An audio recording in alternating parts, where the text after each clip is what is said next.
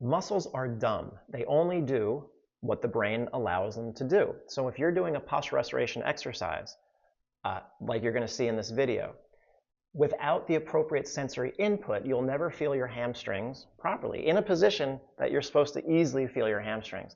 So what you're going to see is that the exercise and the techniques from postural restoration have very little to do with the muscles themselves. That's just feedback for you to say, oh, if you're feeling the muscle, it's because your brain is allowing it to occur. It's not the muscle activating by itself that's allowing it. It's the brain that's allowing it. And that's what this video is about.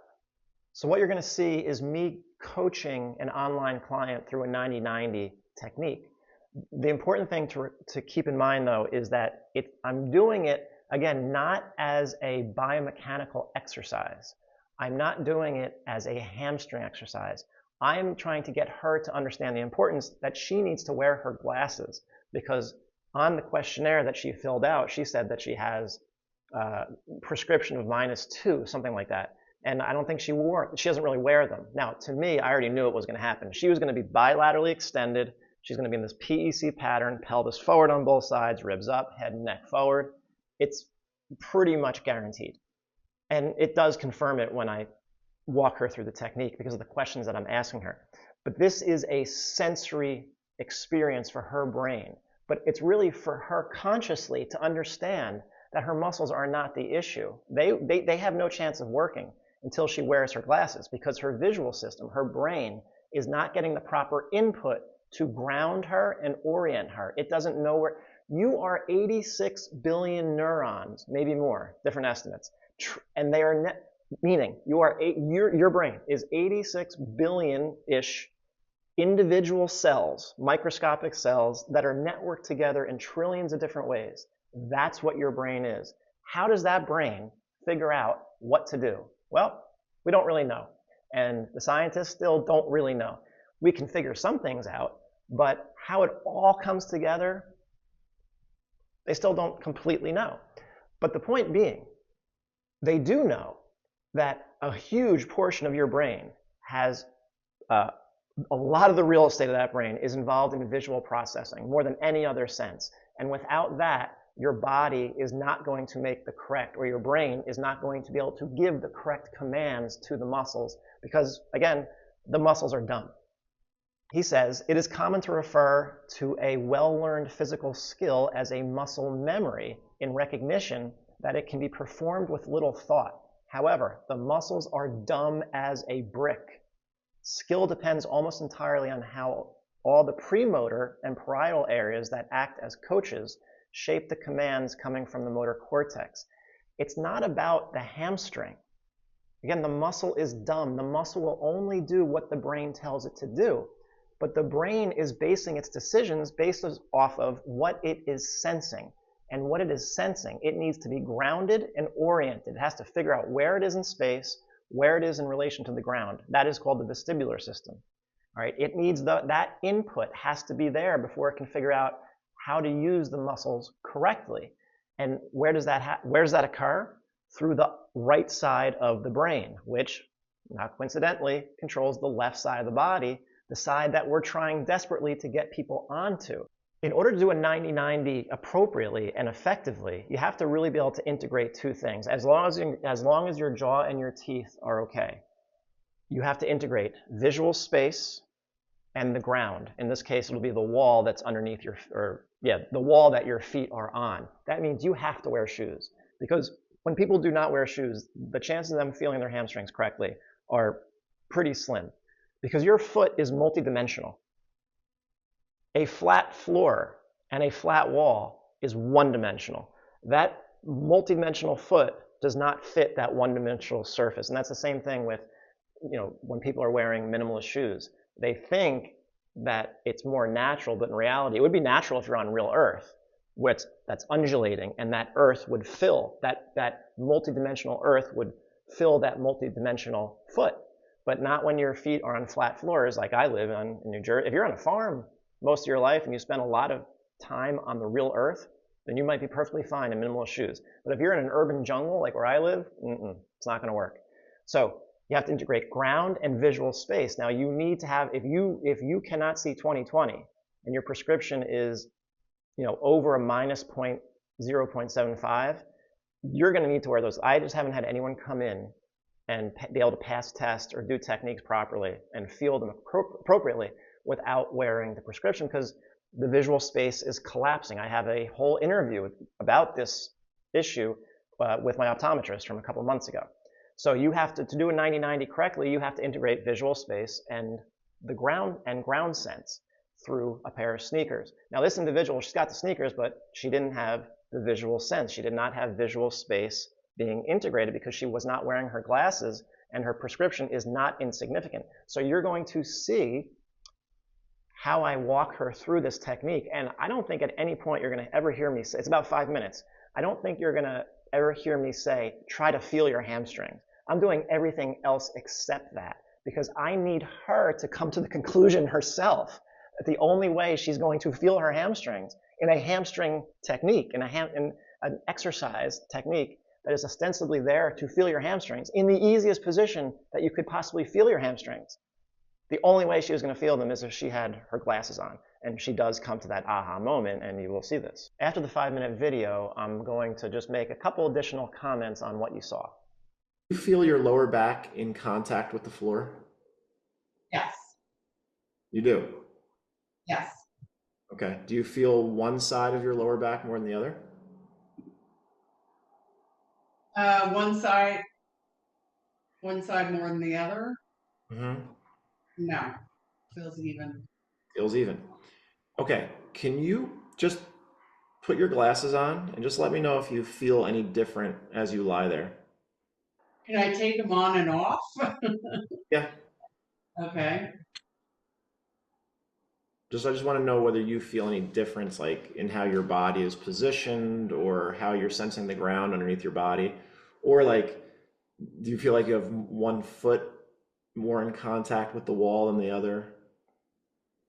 Okay, I feel when I put my glasses on, I feel more weighted on the right side, my right rib cage, Okay. and low back, I think. Like I Okay. feel more heavy, and grounded. Okay. So at least we get you grounded on your right side. Yeah, that's freaking me out, which is really weird. I cannot. Well, it's so just translate that to standing up. It would be the same thing. If you can't perceive visual space, it will unground you. That is freaky. Yeah, that's why I say vision's important. It's very subtle, but it's like definitely there, you know? Yeah. Okay, so what I want you to do is kind of gently push your heels into the wall, and then think about pulling your heels into the back of your shoe, like you're pulling down. All right. And then I want you to think about kind of just peeling your butt up off the floor just a little bit. So I don't want your lower back coming off the floor, just your butt. Good. And you're going to squeeze the ball with your knees. Good. And then continue to pull down through your heels and breathe in through your nose and out through your mouth. And just let me know what you feel. Um, I feel my hamstrings engaging. Okay. Do you feel them more on one side or the other? I think I feel I'm more aware of it on the right. Okay, that's completely normal. Now, can you take your glasses off? So stay in that position, just take them off, and just let me know if it changes.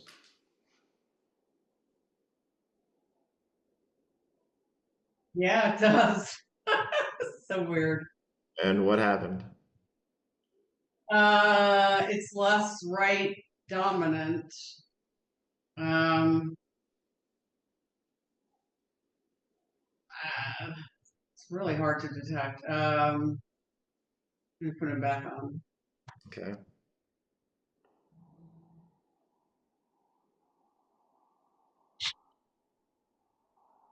Oh my God. I feel less coordinated and strong on my right side with the glasses off. Like, I can really feel my right hamstring with the glasses on, Mhm. and my attention goes there. Mm-hmm. Like, and I don't know because if I've had a previous, injury, or I just feel. No, no, no. Trust me. This is why we're doing this. Oh, okay. But This is when I not take them abnormal. off, it's like everything sort of shifts more this way. Into your fake left stance. Right, my fake Because left. yeah. Remember when you said that you feel like Yeah, you're, yeah, yeah, and I said it's fake. yeah, Yeah, that's what's happening. yeah. Now I'm in definitely in that left hamstring, and it's even trembling a little bit. Okay. And can you now take your right foot off the wall completely? Good. Continue to breathe. Just let me know what you feel. I just feel like the whole left side of my body trying, to stabilize. Okay. I definitely feel the left hamstring. Okay. Now take your glasses off.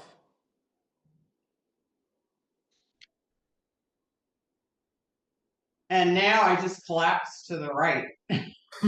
All right. You can stop. like like boom, like Yeah. I kind of lost. I don't know. That was weird. That's it. That's why that's why you're getting an update. You have to go back to the optometrist to get an updated prescription, and that's why you're gonna have to wear glasses. Something else to stimulate your thoughts. He writes, just as soldiers, firemen, search and rescue teams work within an operational space that they draw on a map, the human brain creates a three-dimensional space to compute, sense, and act within. Remember, this space out here is being actively created by those 86 billion neurons that comprise your brain and those trillions of networks. What you see out there is a representation. It's not the actual thing. It's your brain's best guess as to what is out there. So just keep that in mind. Your ability to connect with reality is zilch. Everything is funneled through the brain. It is filtered through the brain. You consciously do not experience. What you experience consciously is the end result of a lot of processing. It happens instantaneously, pretty much. But what you experience of the outside world has already been processed. You just experience the end result of that. Those senses have to be there for the processing to occur in a normal way for your brain, you consciously then, to figure out how to move.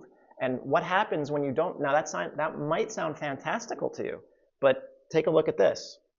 When someone has damage to their right side of their brain in the parietal area, you'll see commonly right parietal injuries can result in a complete neglect of the left half of visual space. By contrast, left parietal injuries result in only minimal right-sided neglect. Again, this is because the right parietal lobe, the right side of your brain, for PRI purposes, for movement purposes, for life purposes, the right side has to be up to snuff. It has to be operating efficiently. Again, this is because the right parietal lobe not only attends to both halves of the body, but both halves of visual space. The right parietal lobe is what grounds you. It also controls the left side of the body. So if someone is stuck over on their right side, left AIC, right BC, right TMCC pattern, and they're never getting to their left, and space is never opening up on the left, and the brain is never sensing the ground come up underneath that left foot, that right hemisphere, that right parietal lobe, and that hemisphere, the right side, is not getting all its input. You cannot be grounded. That's why forcing someone on the right side, which is more left hemisphere activity, if you put someone on the right side and you make them work harder and harder for the right side, doesn't make a ton of sense, because all you're going to do is depress the already depressed right parietal activity. Now, I'm not saying anyone here has a stroke. The point being, though, when it doesn't get, it's the master in the book, The Master and His Emissary. In PRI, we are trying to increase or get it back up, that right hemisphere. We're trying to increase right hemisphere activity to balance out the overactivity of the left hemisphere that is keeping you over on your right side. Now this image is a little confusing. This was from my recent presentation out at the Postural Restoration Institute a couple weeks ago, where I was talking about the ability to use music and rhythm to ground you. Why? Because being funneled, music is a right hemisphere activity. So I'm going to try to explain this. You have this vestibular system. I'm not even going to bother with it now, but it's everywhere. It's pretty much the thing that's the operating system running behind the scenes. But what I want you to look at is the information comes in through your sensors, your eyes, your ears, your mouth, I would say, your teeth, your nostrils. It goes to the brainstem, then to the thalamus, and then it goes to these three areas: the parietal, which is the somatosensory, the occipital, which is the vision, and the temporal region, which is hearing. And those three areas together are called the dorsal stream. The dorsal stream is this right hemisphere, is this parietal area. That is what grounds you. When that information comes in, your brain says, here I am. It orients you, it grounds you, and now your brain knows where you are, and then it passes that information onto the motor cortex. But I'm going to get to that. So the motor cortex is what, typical movement specialists are really concerned about. The motor cortex. What for good reason, because it's sending the signals to the muscles what to do. Not that they're generally thinking about the motor cortex, but if you're working just with muscles, like strengthening muscles and stretching muscles, that's probably what you're thinking about without really thinking about it. But again, the motor cortex, the primary motor cortex, is dependent upon the dorsal stream and also the premotor and supplementary motor cortex. That's the next slide. Okay, so all the pre-activity from the supplemental motor area, the dorsal stream, the vision, auditory, tactile, the premotor cortex, the basal ganglia, that's what gets diseased in Parkinson's patients. They can't initiate movement. They can't get started. Their motor cortex can't function properly because the premotor stuff, the premotor information is not flowing. So all that pre-activity, grounding, orientation, vision, jaw, teeth, feet, appropriate shoes has to be there before you can possibly use your primary motor cortex, i.e. your muscles, properly. That's what PRI is concerned about. So the 90-90 hip lift with hip shift, and I show both, just a hip lift and then a hip shift.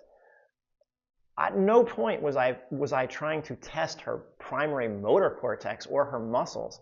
I was trying to figure out whether her dorsal stream, whether her basal ganglia, whether her premotor cortex or supplemental motor area, and those areas, those three, supplemental motor area, actually no, all four of them, are all part of rhythm and music processing.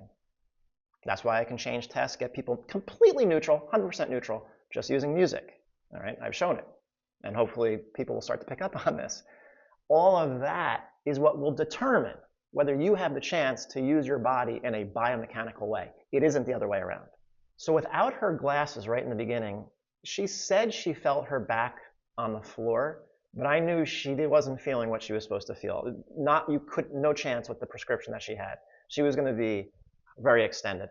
And so when she put her glasses on, she finally felt her right side, right? So just putting the glass didn't ground her left side, but it finally gave her a right side. She didn't have to work for that right side. It appeared when she put on her glasses, and her brain said, oh, here I am.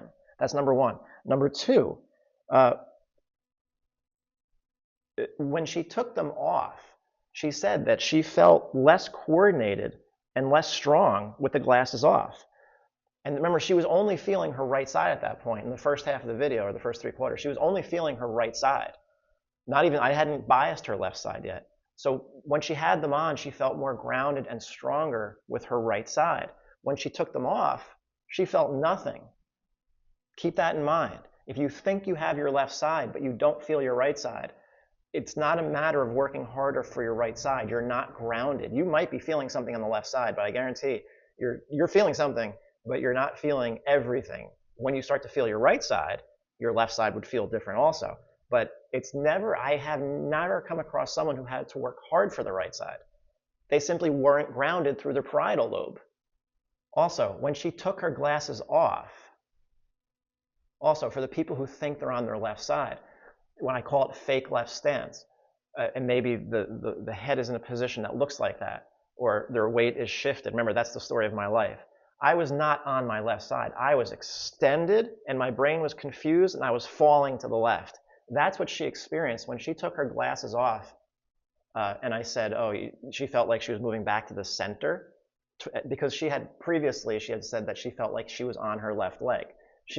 When she became senseless and disoriented because space collapsed when she took her glasses off, she shifted into this fake left stance position. It was not even remotely close to being on her left side.